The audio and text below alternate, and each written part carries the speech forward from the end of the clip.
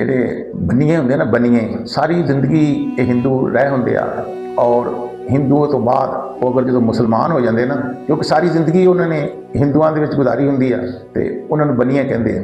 ਆਦਤ ਨਹੀਂ ਬਦਲਦੀ। ਉਹ ਜਦੋਂ ਮੁਸਲਮਾਨ ਹੋ ਜਾਂਦੇ ਤਾਂ ਆਪਣੇ ਆਪ ਨੂੰ ਸ਼ੇਖ ਕਹਾਉਂਦੇ ਆ। ਇਹ ਸ਼ੇਖ ਜਿਹੜੇ ਹੁੰਦੇ ਆ ਬੇਸਿਕਲੀ ਇਹਨਾਂ ਦੀ ਬੁਨਿਆਦ ਜਿਹੜੀ ਉਹ ਬੰਨੀਏ ਹੁੰਦੇ ਆ। ਬੰਨੀਆਂ ਜਿਹੜਾ ਇੱਕ ਐਸੀ ਚੀਜ਼ ਆ, ਇਹ ਦੇਣ ਤੇ ਰਾਜ਼ੀ ਨਹੀਂ ਹੁੰਦਾ, ਲੈਣ ਵਾਸਤੇ ਬੜੀ ਜਲਦੀ ਰਾਜ਼ੀ ਹੋ ਜਾਂਦਾ। ਸਾਡੇ ਕੋਲ ਇੱਕ ਬਜ਼ੁਰਗ ਸ਼ੇਖ ਸੀ, ਸ਼ੇਖ ਮੁਹੰਮਦ ਅਲੀ ਉਹਦਾ ਨਾਂ ਸੀ। ਇੱਕ ਦਿਨ ਇੱਕ ਬੜਾ ਖੱਡਾ ਸੀ ਗਹਿਰਾ, ਅਚਾਨਕ ਉਹ ਮੁਹੰਮਦ ਅਲੀ ਸਾਹਿਬ ਜਿਹੜੇ ਸੀ ਨਾ, ਸ਼ੇਖ ਮੁਹੰਮਦ ਅਲੀ, ਉਹਦੇ ਵਿੱਚ ਡਿੱਗ ਪਏ। ਉਹਦੇ 'ਚੋਂ ਆਪ ਬਾਹਰ ਨਹੀਂ ਸੀ ਆ ਸਕਦੇ, ਖੱਡਾ ਗਹਿਰਾ ਸੀ। ਕਾਫੀ ਲੋਕ ਜਮ੍ਹਾਂ ਹੋ ਗਏ ਕਿ ਸ਼ੇਖ ਸਾਹਿਬ ਖੱਡੇ ਡਿੱਗ ਪਏ।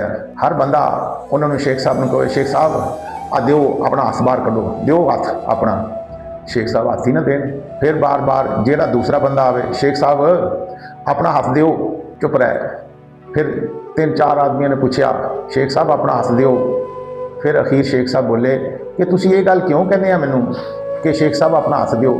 ਤੁਸੀਂ ਕਹੋ ਕਿ ਸ਼ੇਖ ਸਾਹਿਬ ਲਓ ਮੇਰਾ ਹੱਥ ਪਕੜੋ। ਫਿਰ ਇੱਕ ਬੰਦਾ ਅੱਗੇ ਹੋ ਕੇ ਵਧਿਆ, ਆ ਕਹਿੰਦਾ ਸ਼ੇਖ ਸਾਹਿਬ ਆ ਲਓ ਮੇਰਾ ਹੱਥ ਪਕੜੋ। ਫਟਾਫਟ ਸ਼ੇਖ ਸਾਹਿਬ ਨੇ ਹੱਥ ਪਕੜ ਲਿਆ। ਸ਼ੇਖ ਸਾਹਿਬ ਨੇ ਹੱਥ ਪਕੜਿਆ, ਉਹਨਾਂ ਨੇ ਫੜ ਕੇ ਬਾਹਰ ਕੱਢ ਲਿਆ। ਸ਼ੇਖ ਸਾਹਿਬ ਨੇ ਸਵਾਲ ਕੀਤਾ, ਸ਼ੇਖ ਜੀ ਇਹ ਤੁਸੀਂ ਇਹ ਕੀ ਗੱਲ ਹੈ, ਸਮਝ ਨਹੀਂ ਆਈ ਸਾਨੂੰ ਕਿ ਜਦੋਂ ਅਸੀਂ ਕਹਿੰਦੇ ਸੀ ਤੁਸੀਂ ਹੱਥ ਦਿਓ ਆਪਣਾ, ਤੁਸੀਂ ਦਿੰਦੇ ਨਹੀਂ ਸੀ। ਜਦੋਂ ਅਸੀਂ ਕਿਹਾ ਕਿ ਸਾਡਾ ਹੱਥ ਪਕੜੋ, ਸਾਡਾ ਹੱਥ ਲਵੋ, ਉਦੋਂ ਤੁਸੀਂ ਬੜੀ ਜਲਦੀ ਰਾਜ਼ੀ ਹੋ ਗਏ। ਕਹਿੰਦੇ ਬੰਨੀਆਂ ਜਿਹੜਾ ਨਾ ਦੇਣ ਤੇ ਰਾਜ਼ੀ ਨਹੀਂ ਹੁੰਦਾ, ਲੈਣ ਤੇ ਫਟਾਫਟ ਰਾਜ਼ੀ ਹੋ ਜਾਂਦਾ। ਬੇਸ਼ੱਕ ਖਾਲੀ ਹੱਥੀ ਕਿਉਂ ਨਾ ਹੋਵੇ, ਲੇਕਿਨ ਬੰਨੀਆਂ ਦੇਣ ਤੇ ਰਾਜ਼ੀ ਨਹੀਂ ਹੁੰਦਾ, ਬੰਨੀਆਂ ਹਮੇਸ਼ਾ ਲੈਣ ਤੇ ਰਾਜ਼ੀ ਹੁੰਦਾ। ਜਦੋਂ ਤੁਸੀਂ ਕਿਹਾ ਕਿ ਮੇਰਾ ਹੱਥ ਲਵੋ, ਫਿਰ ਮੈਂ ਤੁਹਾਡਾ ਹੱਥ ਪਕੜ ਲਿਆ। ਤੁਸੀਂ ਤਾਂ ਮੈਨੂੰ ਕਹਿੰਦੇ ਸੀ ਕਿ ਮੈਨੂੰ ਹੱਥ ਆਪਣਾ ਹੱਥ ਦਿਓ, ਮੈਂ ਆਪਣਾ ਹੱਥ ਨਹੀਂ ਸੀ ਦੇ ਸਕਦਾ।